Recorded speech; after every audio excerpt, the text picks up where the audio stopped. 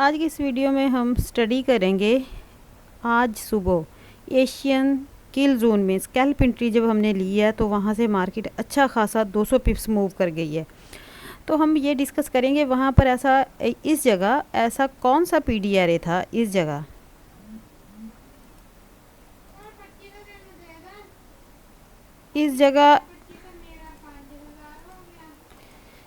ऐसा कौन सा पीडीआरए था कि मार्केट ने 200 पिप्स मूव दिया आज एशियन किल जोन में जब हम स्कैल्प एंट्री फाइंड कर रहे थे। 200 पिप्स का मूव दिया। लंदन सेशन में भी मार्केट बाय गई है। ऐसा कौन सा यहाँ पर पीडीआरए था हाई टाइम फ्रेम का, ये मेन नोटिस की करने की बात है। H4 H1 और डे में कौन सी ऐसी जोन था, कौन सा ऐसा पीडीआरए था। अभी हम देखते हैं जाके। एक बात आप माइंड में रख लें कि जब भी रात को मार्केट क्लोज़ होगी ना, आपने ये देख लेना है कि मार्केट वो कहाँ पर क्लोज़ हुई है। हाई वो H4 के हाई लगाकर क्लोज़ हुई है या H4 का लो लगा के क्लोज़ हुई है। मार्केट H4 में ना स्ट्रक्चर शिफ्ट करती है, ठीक है। अगर आपने ये चीज़ समझ ली ना तो अब आप बड़े बड़े मूव पकड़ सकते हैं। आपने ये देखना है कि रात को जब मार्केट क्लोज़ हुई है तो वो हाई पर क्लोज़ हुई है या लो पर H4 के। ये देखें, कल रात को जब मार्केट क्लोज़ हुई है ना तो मार्केट इस जगह क्लोज़ हुई है H4 के। ये देखें टाइम फ्रेम क्या है, H4 नज़र आ रहा है ऊपर। तो यहाँ पर मार्केट लो लगा के क्लोज़ हुई है, लो लगा के। इट मीन के मार्केट जब H4 के लो पे होगी उसने बाय तो जाना है ना, वो 50-60 पिप्स तो देगी ना, ज़्यादा ना दे। लेकिन मार्केट ने तो 200 पिप्स दे दिया। ये देखें, एशिया के किल जोन से ही स्कैल्प एंट्री हम ढूंढ रहे थे तो उसने 200 पिप्स मूव दे दिया। क्यों दिया? क्योंकि मार्केट H4 के बॉस के एक तो लो पे थी, दूसरा आपने नोट करना है। ये देखें यहाँ पर क्या हुआ था, H4 का ब्रेक ऑफ स्ट्रक्चर हुआ था, बॉस जिसे ये कहते हैं बॉस, ठीक है ना, SMC वाले BOS बॉस, ठीक है। ये बॉस था, ये इसका हाई था, ये वाला,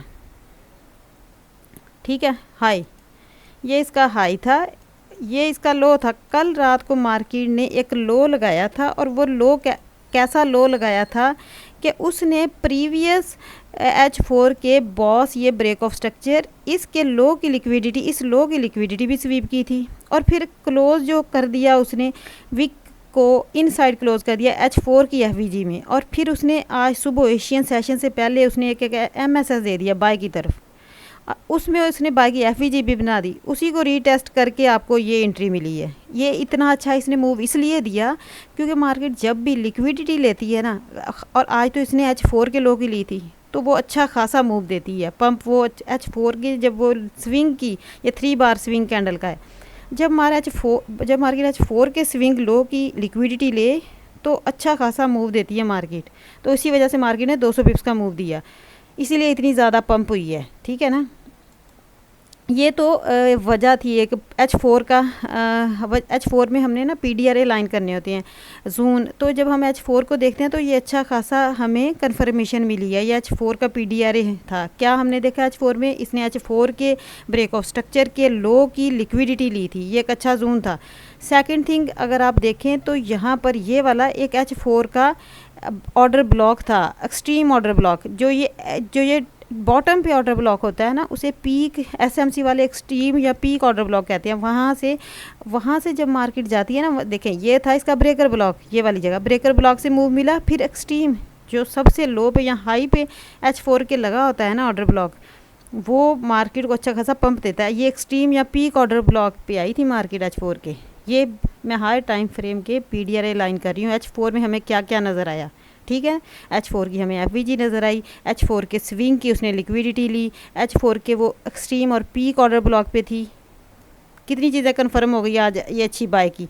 आज हम रीज़न फाइंड कर रहे हैं ये अच्छी बाय क्यों गई, रीज़न कितनी सारी H4 में मिल गई, समझ आ गई। अभी हम देखते हैं H1 में यहाँ पर क्या था, ठीक है।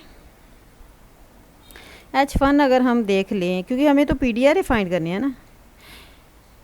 H1 में भी आप सेम H1 की FVG थी, H1 के लो का हाई और बॉस था। अब लेकिन आप पता है एक और काम कर सकते हैं अपनी कंफर्मेशन की। आप एक और कंफर्मेशन कर सकते हैं। आप ना उस वक्त H4 या H1 में ना आप ट्रेंड लाइन भी लगा के दे सकते हैं। जैसे अगर फ़र्ज़ करें आप यहाँ ट्रेंड लाइन लगाओ, ये देखें तो ये क्या था, ये ट्रेंड लाइन H1 और H4 की बड़ा अच्छा आपको उस टाइम कंफर्मेशन देती है एंट्री के लिए। ये देखें अगर आप H1 की इस मूव पे लगा लेते तो आप देखें यहाँ पर मार्केट का तीसरा टच था। ये बड़ा अच्छा सिनेरियो होता है जब मार्केट आपकी एंट्री की चीज़ें भी हों और उस वक्त मार्केट टच भी लगा रही हो। ये देखें, इस जगह आप ना कन्फर्मेशन के लिए ट्रेंड लाइन को भी अटैच करना लगाना सीखे तो ये बड़ा अच्छा रिस्पॉन्स देगी। ये देखें, ये इसका पहला टच था, ठीक है, और वहाँ पर रिजेक्शन हुई थी।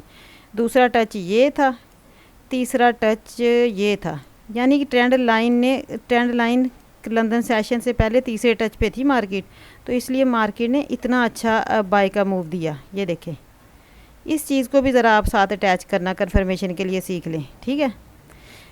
पहले टच पे मार्केट ने रिजेक्शन ली आज, ये ट्रेंड लाइन कन्फर्मेशन मैं आपको बता रही हूँ, ठीक है। बड़ी सारी रिजेक्शन H1 में, और यहाँ H1 की सेम FVG और H1 के बॉस के लो की लिक्विडिटी भी मार्केट ने ली थी।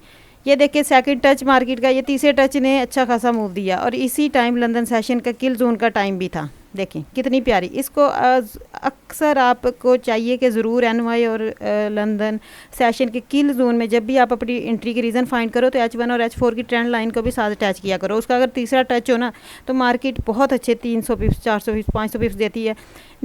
जो CPI की ये बड़ी न्यूज़ होती है उनमें भी सेम यही होता है कि मार्केट आप डेली H1 और H4 की ट्रेंड लाइन ज़रूर साथ चेक किया करो। आज की ट्रेंड लाइन मैंने लगाई, आप देख लें मार्केट तीसरे टच से कैसे गई है, ठीक है। ये कन्फर्मेशंस हैं।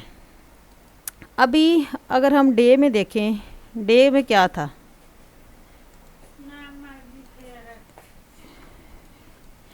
डे में भी मैं कल अच्छी खासी रिजेक्शन भी ली थी। ये देखिए जब मार्केट क्लोज हुई है तो वो रिजेक्शन उसने कल की डे की कैंडल देखें, उसने इसकी लिक्विडिटी लेके रिजेक्शन के साथ क्लोज हुई है मार्केट बाय की। जब इतनी बड़ी वीक निकल आए ना तो इसका मतलब ये है कि ये तो सेलर की कैंडल थी, इसमें ये वीक क्यों इतनी बड़ी निकल आई, इसका मतलब है इसमें बायर इंटर हो गए हैं। तो अब बाय की थोड़ी बहुत कैंडल तो बनेगी एक, इसीलिए ये देखें ये सेल की कैंडल थी ना, इसमें ये वीक क्यों आई, ये बायर घुस गए हैं, रिजेक्शन मिली है, इसलिए ये बायर निकल आई। तो